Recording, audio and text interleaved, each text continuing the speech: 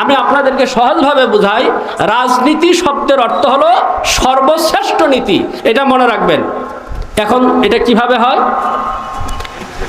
আচ্ছা, হাঁসের মধ্যে যেই হাঁসটা সবচাইতে বড়, সবচাইতে শ্রেষ্ঠ, ওই হাঁসের নাম কি? আর একটু জোরে বলেন, কি নাম? রাজহাঁস।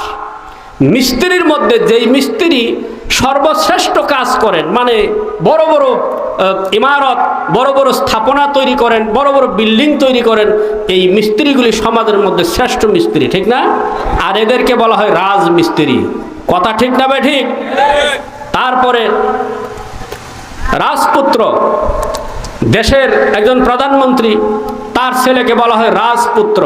তার মানে দেশে যত পুত্র আছে, যত মানুষের ছেলে আছে, সকলের ছেলের চাইতে প্রধানমন্ত্রীর ছেলের মূল্য সবচাইতে, দাম সবচাইতে বেশি। এই জন্য তাকে বলা হয় রাজপুত্র। দেশ